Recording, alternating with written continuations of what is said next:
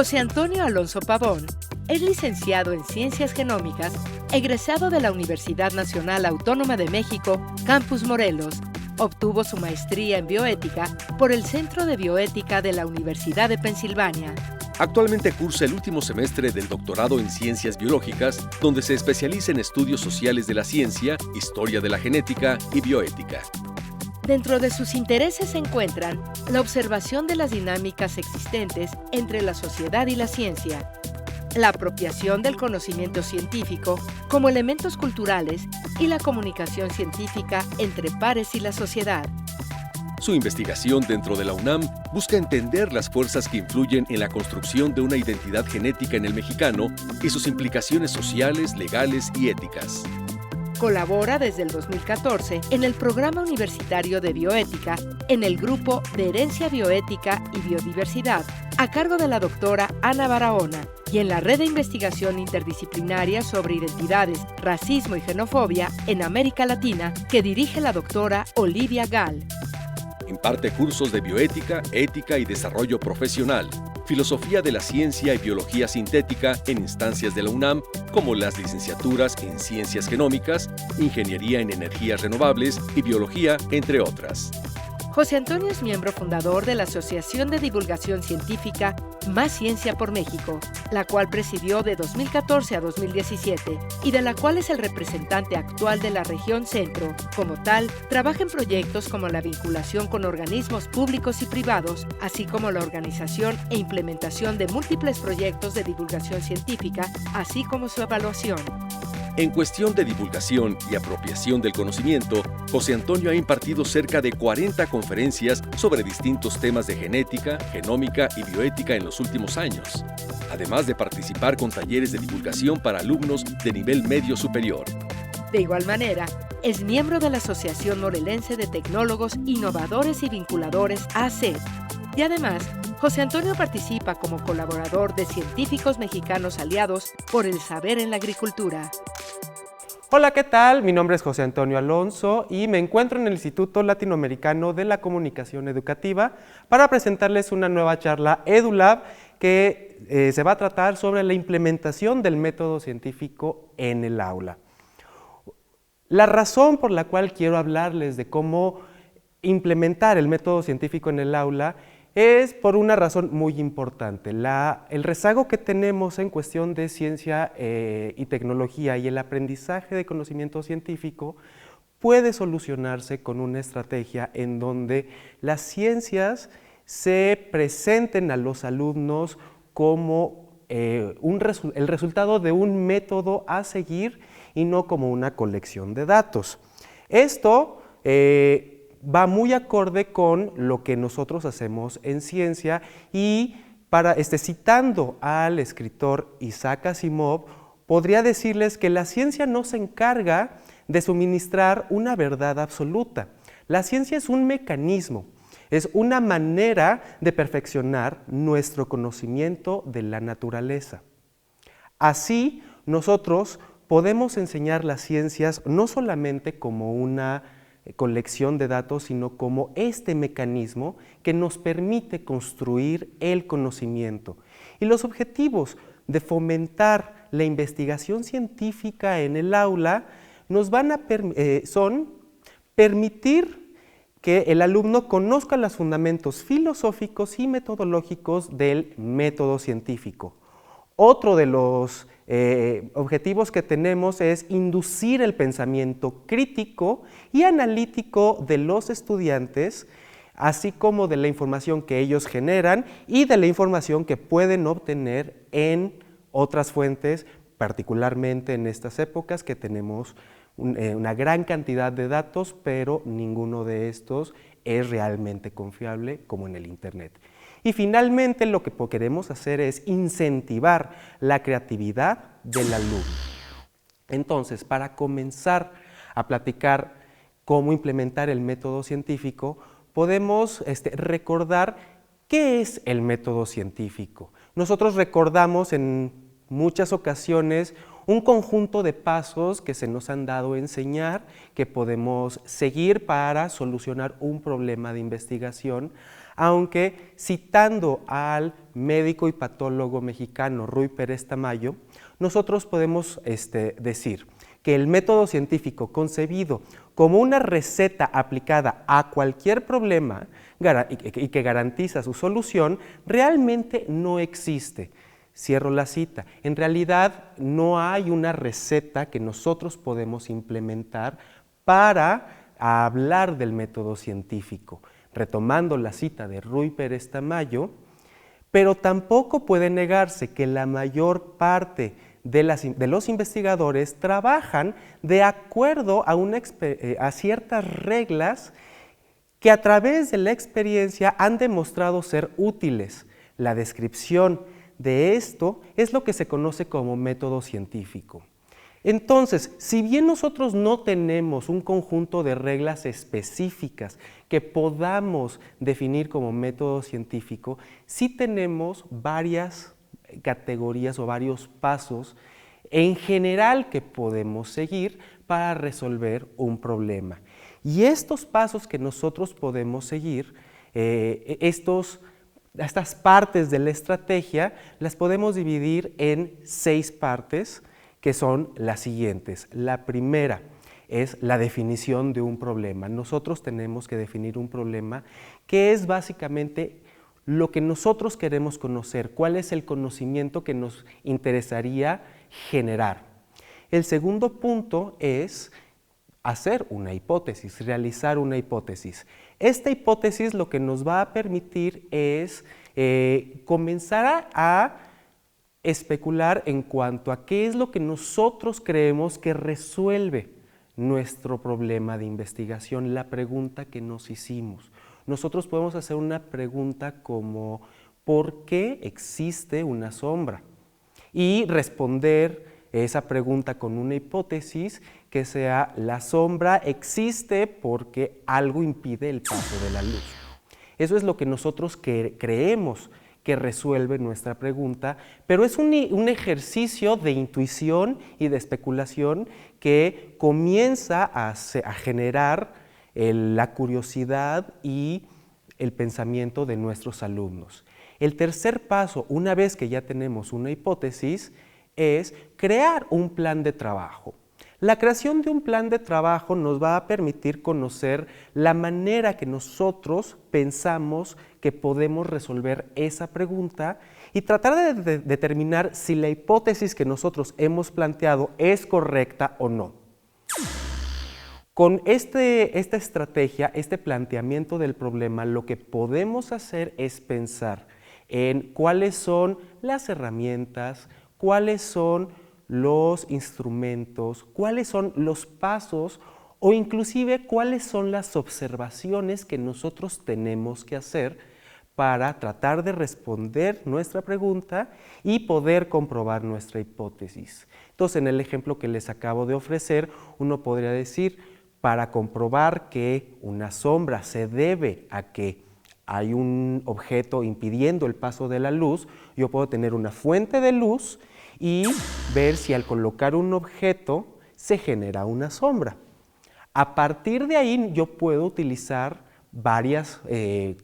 modificar varias variables, como por ejemplo, qué tan translúcido es el material que yo estoy colocando entre la fuente de luz y donde voy a hacer la observación. Y a partir de ahí diseñar los experimentos necesarios o pensar en los experimentos necesarios para responder a mi pregunta. Esto me va a llevar a tener varios resultados y estos resultados lo que me van a permitir es obtener datos, obtener evidencias de las observaciones. Las observaciones que yo tengo van a ser resultado de los experimentos y resultado de toda la planeación que yo hice al crear un plan de trabajo para mi investigación o para mi indagación. En realidad, lo que yo estoy haciendo es con un conjunto de resultados que yo puedo llamar evidencias. Esas evidencias pueden ser experimentales, esas evidencias pueden ser observacionales o inclusive pueden surgir a partir de indagar con entrevistas, encuestas o cualquier otro tipo de actividades. Todas estas evidencias, todos estos datos tienen que ser procesados de alguna manera, tienen que ser manejados. Yo puedo sacar algún tipo de cuentas, organizar y sistematizar todos mis datos para facilitarme al siguiente punto, que es la interpretación de mis datos, y a partir de la interpretación de los datos generar algún tipo de conclusiones. A partir de las conclusiones que en teoría van a ayudarme a resolver el problema de investigación inicial, yo voy a poder decir si se refutó o si se aceptó la hipótesis.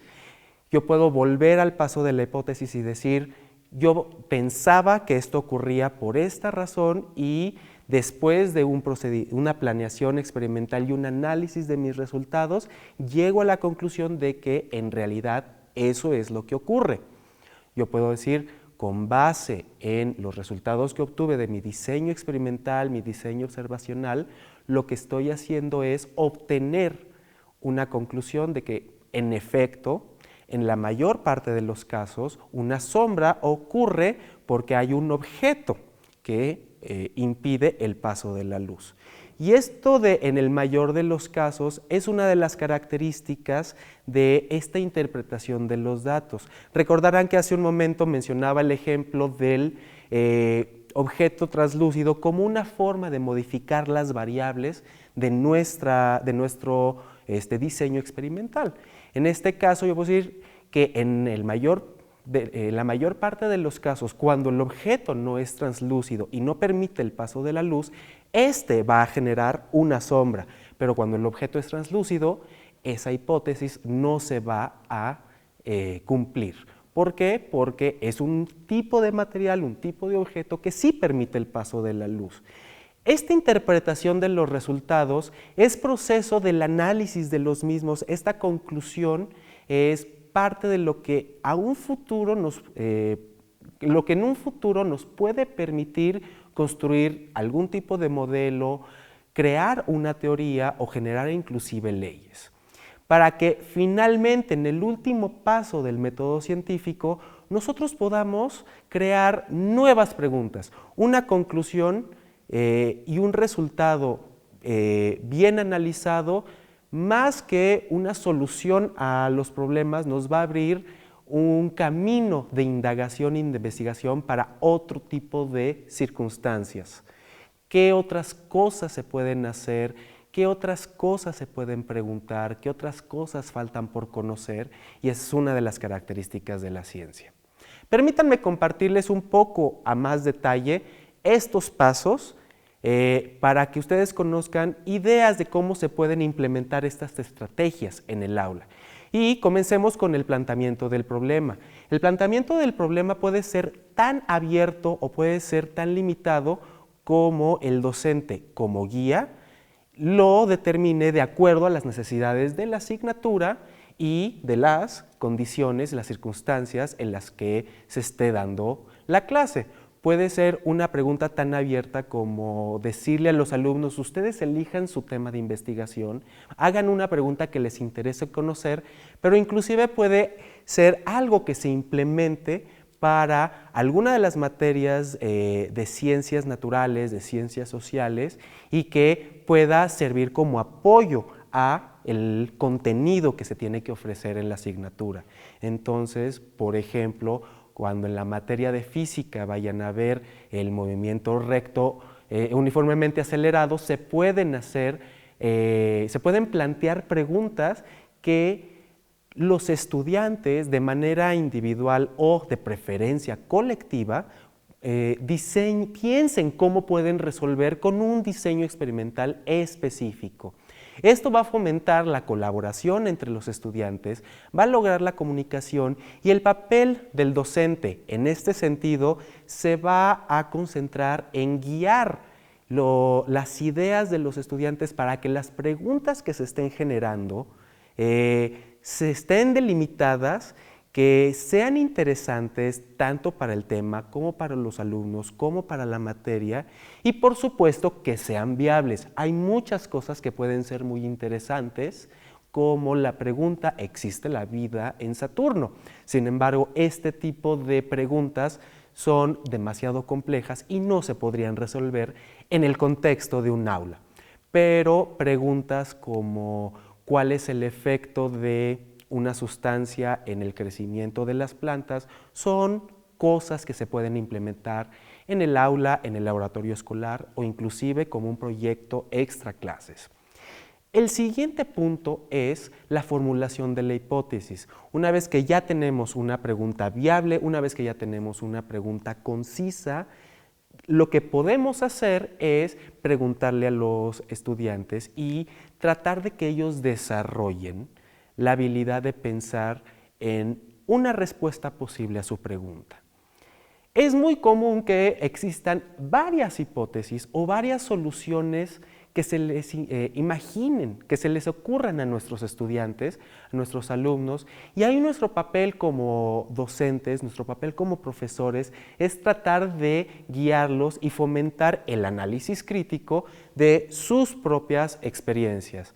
Es decir, si tú me estás ofreciendo una respuesta a tu pregunta de investigación a manera de hipótesis, yo como profesor puedo preguntarte, ¿por qué crees que esto ocurra? ¿Cómo lo investigarías tratando de hacer la guía o el paso hacia la siguiente etapa?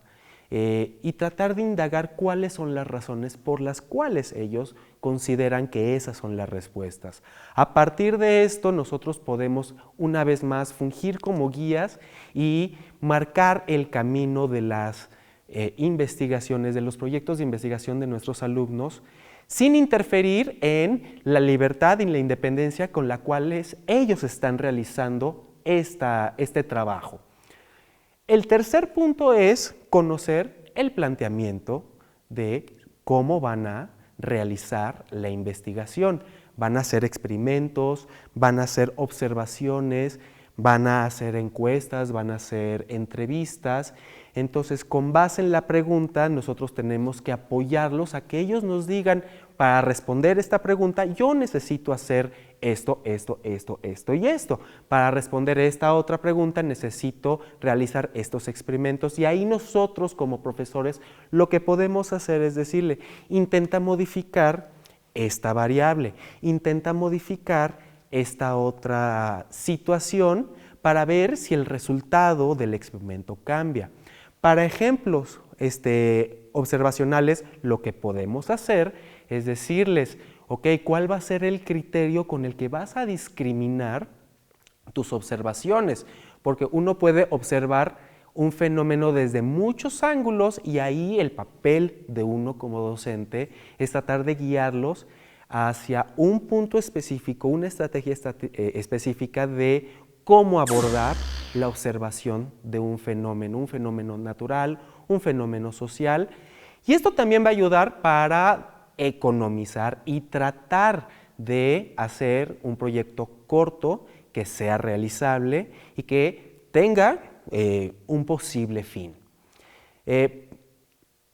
Esta guía que nosotros podemos ofrecer a los alumnos también incluye apoyarlos con la búsqueda de los materiales, de los instrumentos, que ellos conozcan la manera que se tienen que utilizar para que los instrumentos sirvan, cómo utilizarlos correctamente e inclusive en este tipo de circunstancias puede llegar a ser muy útil el apoyo de algún profesional que se dedique a este tipo de trabajo, un científico social, un científico natural que pueda apoyar con comentarios, con asesoría y que pueda participar abonando y haciendo más rica la conversación del trabajo de los alumnos.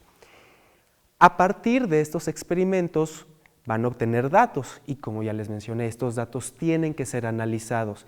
Y los análisis de los datos pueden ser muy variados. El análisis de los datos puede ser una simple discriminación entre lo que se observó y es útil y lo que no es útil, y rescatar de lo que es útil algún tipo de patrón, algún tipo de factor en común de todas las observaciones que puedan explicarlas. Son tantos los fenómenos que se pueden observar que se pueden encontrar patrones en común en ellos. Pero otra manera, cuando se tienen datos experimentales, datos cuantitativos de tantas personas resolvieron este problema, estas personas no resolvieron este problema, los resultados de mi experimento me dieron tantas unidades de tantas unidades, tantas unidades de medida, lo que podemos hacer es incentivar que nuestros estudiantes realicen un análisis estadístico e inclusive un modelado matemático en los casos más avanzados. E inclusive con el simple hecho de que puedan describir los estadísticos simples y sencillos de nuestros datos, o de sus datos más bien, como la media, la desviación, el error, las tendencias, puede ayudarles a comenzar a una interpretación más adecuada, tratar de enseñarles inclusive qué significan esas unidades de medición, y esto da la oportunidad para que también profesores especializados en esas áreas, ya sean profesores de estadística o de matemáticas, puedan aportar en la construcción de un conocimiento desde la multidisciplinariedad. La estadística no debe delimitarse a las cuestiones básicas. Uno puede hacer una regresión lineal, un análisis de varianza o inclusive algo tan sofisticado como una prueba de hipótesis, que es una herramienta estadística que va a servir para tener algún criterio formal en el sentido matemático que permita decir qué tan bien se resolvió la hipótesis y qué tan probable es haber cometido un error al aceptar o rechazar alguna de estas hipótesis. Sin embargo, con todo este análisis bien generado, vamos a poder tener una interpretación más sencilla, más puntual y más correcta de estos resultados. Y esta interpretación de los resultados nos puede servir para generar algún modelo, algo que nos pueda ayudar a explicar la realidad con la cual nosotros estamos lidiando. Esto, cuando se hace a gran escala, nos puede servir inclusive para la construcción de teorías que son conjuntos de evidencias, de observaciones y de interpretaciones que tienen bastante solidez y que han sido comprobadas observacional o experimentalmente de muchas maneras.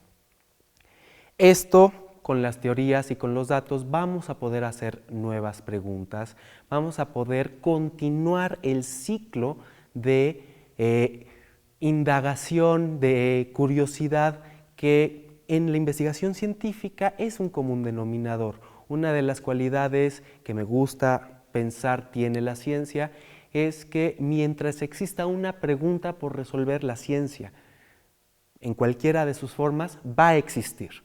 Y en el momento en el que nosotros lleguemos a conocer absolutamente todo lo que es conocible, si es que en algún momento llega, entonces va a ser el momento en el que la ciencia se va a terminar. Antes de finalizar, me gustaría compartir con ustedes un caso de éxito de un grupo de estudiantes con los cuales yo trabajé en el 2015 en una escuela de Cuernavaca, Morelos. Ellos son María Fernanda, Javier y Roberto, quienes se preguntaron inicialmente cuáles eran las características del agua que llegaba a sus casas a través del sistema de distribución de agua potable de la ciudad. Si esas características hacían que el agua fuera potable y si existía algo que hiciera más o menos potable el agua, dependiendo de qué tan lejos estaba tu casa del centro de distribución de agua. Entonces, para ellos, para resolver esta pregunta, ellos realizaron muchas actividades. Por ejemplo, aprendieron a medir de manera sencilla y práctica algunas de las características del agua como el pH. En lugar de asistir a un laboratorio sofisticado y medir el pH con un instrumento de última generación, descubrieron que podían utilizar para una medición bastante decente los instrumentos que se utilizan para medir el pH del agua de las albercas, que debe de ser similar al agua potable. Otra de las características que les gustó o que se les hizo interesante para medir fue qué tanto cloro tiene el agua que llega a nuestra casa y pues lo mismo, los kits de análisis químicos de las albercas ya traen una manera en la cual ellos pueden medir qué tanto cloro trae una muestra de agua. Sin embargo, también les interesaba conocer qué tantos sólidos disueltos totales, qué tantas cosas había en el agua que ellos llegaban. Y para esto sí necesitaron apoyo de investigadores y académicos de algún instituto o centro de investigación. Afortunadamente para ellos, porque su pregunta de investigación lo hacía afortunado, justo en Cuernavaca, Morelos, se encuentra, en Jiutepec, que es parte de la zona metropolitana, se encuentra el Instituto Mexicano de Tecnología del Agua. Y ellos se pusieron en contacto con algunos investigadores, algunas investigadoras de ese instituto, quienes amablemente les permitieron realizar las pruebas necesarias y ellos también tuvieron la oportunidad de realizar algunas prácticas dentro del instituto, lo cual les permitió también tener una inmersión mayor en el proceso de investigación. En este punto yo tengo que confesarles que lo único que hice fue guiarlos. Fue decirles, intenten hacer por aquí, intenten hacer para allá, investiguen esta cosa. Yo solamente les decía alguna idea y ellos lo desarrollaron en su totalidad del trabajo. Entonces, uno como profesor, el trabajo más importante que tiene es el del apoyo para guiarlos cuando estén confundidos con algún tipo de concepto, con la manera en la cual pueden resolver un problema técnico o inclusive, algo que es muy importante, cómo dar apoyo cuando no salen los experimentos y se sienten frustrados y compartirles que eso es una parte natural del proceso de investigación. A veces los experimentos no salen y esto puede ayudar a que aquellos que tengan algún interés legítimo en estudiar ciencias tengan una experiencia de primera mano en cuanto a cómo es la investigación, más allá de la idea de que los experimentos siempre dan resultados. Al final de cuentas, ellos encontraron cosas bastante interesantes. Por ejemplo, les puedo compartir que realizaron mediciones a ciertas distancias, 1, 2, 3, 4 kilómetros del pozo de distribución. Descubrieron que los sólidos totales disueltos aumentaban ligeramente conforme te alejabas del pozo y ellos generaron una nueva pregunta a partir de eso. Esto se deberá a que conforme sea más la distancia del pozo a tu casa, más contaminantes va arrastrando la tubería, el agua dentro de la tubería. Esto es algo que quedó como una pregunta a futuro. Ellos descubrieron el patrón, dejaron a futuro eso. A partir de los datos que ellos descubrieron, también, de que ellos analizaron, también descubrieron que la cantidad de cloro iba disminuyendo conforme se alejaban del pozo, contrario a los sólidos. Entonces, ellos encontraron que a partir de cierto kilómetro era necesario complementar con tu casa el cloro que tienes en tu cisterna o en tu tinaco, puesto que ya no cumpliría con las normas que la harían potable. Lo mismo con los sólidos disueltos. Y a partir de todos los datos, una de las cosas más interesantes es que realizaron una predicción. Parte de la interpretación les permitió predecir el punto, la distancia desde el pozo hasta cualquier lugar en el que se encontraría el límite de potabilidad del agua y descubrieron que esta distancia era 8 kilómetros. Este proyecto tan sencillo tuvo una implicación y una aportación relevante para cualquiera que lo lea. Si yo vivo a 8 kilómetros del pozo que distribuye a mi colonia, entonces muy probablemente mi agua no sea potable.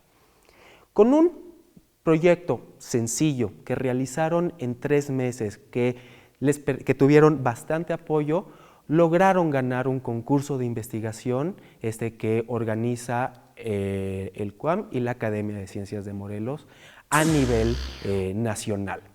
Y ganaron el primer lugar, no por haber descubierto algo de frontera, sino por haber logrado implementar en un proyecto sencillo el método científico. Quiero despedir esta charla mencionando una vez más y de rápido las características y las cualidades que puede tener nuestra manera de implementar. Podemos crear habilidades de aprendizaje colaborativo con nuestros estudiantes, podemos fomentar la disciplina de la planeación y la creación de metas específicas para que ellos aprendan a planear su tiempo, sus objetivos. Podemos crear comunicación efectiva porque todo lo van a tener que presentar eventualmente en un texto, en una presentación o en un cartel. Podemos ofrecer una ventana para el uso de nuevas tecnologías de cualquier tipo, no solamente tecnologías digitales, sino tecnologías como las de medición del agua. Podemos ofrecerles una visión amplia, aunque sencilla, de cómo se construye día a día en la investigación científica el conocimiento, que el conocimiento no es un conjunto de datos que vienen en un libro, sino que es algo que podemos generar de manera cotidiana al hacernos preguntas que nos resulten de interés. Y también esta es un nuevo planteamiento para el rol que tiene el docente frente al aula como facilitador de la construcción del conocimiento que los propios estudiantes van a construir. Muchísimas gracias por su atención. A partir de ahora voy a estar recibiendo algunas preguntas que estaré respondiendo en nuestro chat y también espero que aparezcan en pantalla los datos con los cuales me pueden contactar. Ahí con toda confianza podemos hacer cualquier tipo de comunicación y cualquier idea que tengan, con mucho gusto me gustará a futuro poder apoyarlos. Una vez más, mi nombre es José Antonio Alonso y les agradezco haber venido a esta charla EduLab.